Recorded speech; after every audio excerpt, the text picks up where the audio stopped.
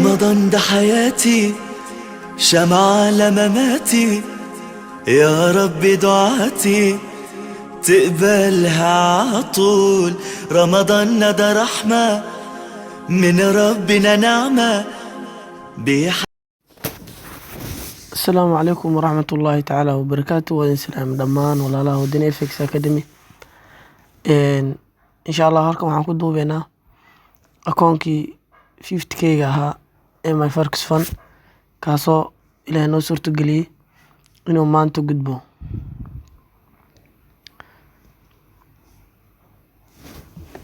Marka qaabkii aan ku gudubnay tareedada aan ku gudubnay maxaan ku dhahay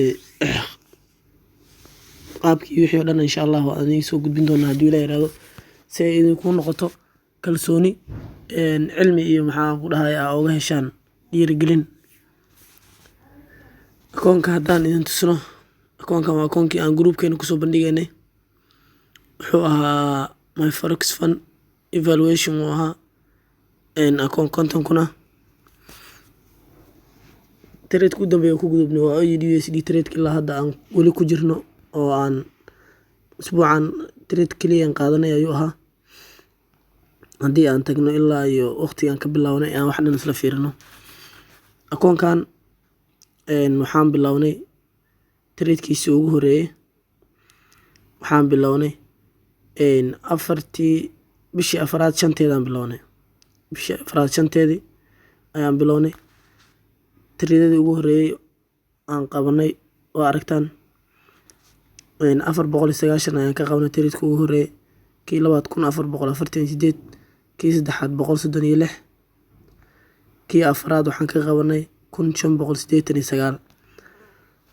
Trade-yada yaryarkaan khasaarnay waa aragtaan markasta khasaarahan khasaareen $87. markasta waa khasaarihii waan yareynaynay oo istiraatiijiyadeena waxayna siinaysaa in markasta oo trade-ka maxaan ku dhahay hay'ga la jabiyo in asalka aan soo rarno, maadaama istiraatiijiyada aan isticmaalayna ay tahay trailing stop. Trailing stop haddii aad garanaynin insha Allah wax ku baran doontaa akademiyada aan soo wadno. U diyaar garow si aad suuqa saan uga faa'iideysanin oo kale uga faa'iideysan lahayd. cilmiga dhammaystiran ayaan soo wadnaa insha Allah waan bari doonaa. Marka khasaaraha aan khasaarayna fiiri, markasta oo aan khasaarayno waxaan khasaaraynaa wax yar. Khasaarihii ugu badnaa ayaan galnay wuxuu ahaa $341. $341 waa lacag yar marka loo fiiriyo akoon konton kuna. Xataa macnaha ma dhanno 1% ma dhanno, waa almost 0.5 camal 0.5 0.6 waa ma fahanteen. Marka khasaarahaas yaryarka aan galgalaynay markii khasaare aan galayno, markaan guuleysanayno waxaan guuleysanaynay guul weyn 1500 hal mar, $2000 hal mar aan guuleysanay. Marka istiraatiijiyadeena waxayna siinaysaa waxaas oo dhan. Marka anaga ma idin dhahayno suuqan khasaare ma kala kulanno, khasaare ma galno, waxaas macquul maaha. qof kasta oo trader profitable trader khasaare wuu galaa, laakiin khasaaraha waxa waaye minimize the risk, maximize the profit. waa macnaha khasaaraha yare faa'iidadaadana ha badnaato. markastoo khasaarahaaga yaraado faa'iidadaada badnaanayso. labada trade isku xiga fiiri, midna waa $87 la khasaaray, midna 1589 la faa'iiday.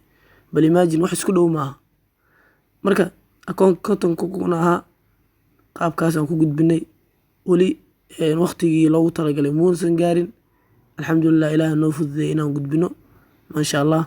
trade-kii u dambeeyay maanta aan ku gudubnay trade-kaas oo ahaa USD. weli trade akoomada qaar sida akoonkaygii maxaan ku dhahaa phase 2 ahaa oo insha Allah aan rajeynaynaa isna inuu caawa gudbo. weli trade-ku waa nooga furan yahay oo sii manage gareynaynaa. waxaan rajeynaynaa trending inaan la soconno, aan trailing stop sameyno ilaa uu asaga naga saaro. naga trade kan baxno inuu naga saaro ma ogi. marka waa aragtaan akoonka waxaan laga rabay kaliya inaan 4% ku darno $4152 iyo $51 cent ayaan ku darnay. $152 ee afartan sii dheeriga yarkan walaalkeena ee akoonkan iska leh wuxuu heli doonaa bonus gooni ah. bonus uu heli doonaa lacagtaas faa'iidada dheer waxbuu ka sii heli doonaa oo ayaga ugu talagaleen my Forex fund ay dadka siiyaan. marka video dheer maan ugu talagelin, waxaan rabnaa inaan tusno qaabka aan u shaqeyno iyo sida wax u gudbino iyo sida hawsheena tahay. Waana wada aragtaan. Marka waxaan rajeynayaa inaa wax dhan aan fahanteen. Waxaana aad uga cudur daaranayaa, aad uga xumahay walaalkii akoonkii saaka aan soo duubeynay faa'iidadiisa xirtay. Haddii uu faa'iidada xiran lahayn akoonkiisa $800 kaliya u dhanneed inuu live noqdo, 800 trade-kan ayaan siin lahaa. Trade-kan asna waa uga jirnay. Wuxuu ku xirtay 1,100 iyo wax uu ku xirtay. Laakiin waxaa trade-ka hadda ilaa hadda uu sii socdaa, kor ayuu sii socdaa. Akoonka waa kana 2,000 faa'iido uu uga baxay. Waayo wuu gaaray targetkiisa sababta u xirnay. Qofka targetka hadduu gaaro oo xirto akoonka xataa ceeb ma laha markaas oo wax saxan uu sameeyey anagaan sameyn lahayn. Laakiin asoon targetkii gaarin inuu lacagta asaga la cabsado anagina aan hawshii hayno waa wax laga fiican yahay. Marka calafkiisa ma ahayn, Ilaahay uma qorin, dhib ma laha. Suuqa jaanisyo kale oo insha Allah wana siin doonaa, waana uga faa'iideyn doonaa. Kule wixii sharciga uu jabiyey iyo hawsheeda waa ka wada hadalnay, waan isku fahanay. Marka dhib ma laha insha Allah, calafkiisa ma ahayn mar kale ka badan. Marka waa aragtaan insha Allah waa soo hawsha wadno.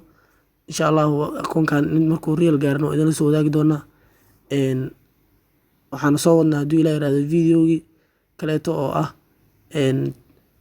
company cusub oo raqiis ah, isna waa idin soo gudbin doonaa. Wuu diyaarsan yahay videoga, laakiin waxaan editing-ka wuxuu dhiman yahay.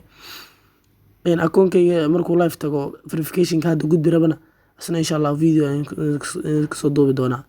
Marka waxaan oo dhan waxaan idin soo duubeyno, idin tuseyno ma aha in anaga aan idinku faaneyno, waxa waa in idinkan dhiirigelin idin noqoto. Suuqa aragtiin in wax laga sameeyo, wax walba qofka hadduu bartana ay fududahay. Marka waxaan idinku dhiirigelinayna waxa waa waxbarashada. insha Allah wax barta, casharo qiimo badan, website aan caadi ahayn oo caalami ah ayaan idin diyaarinay. insha Allah ka faa'iideysta. Dhammaantiin waa mahadsantihiin. Asalaamu calaykum waraxmatullaahi tacaala wabarakaatuh.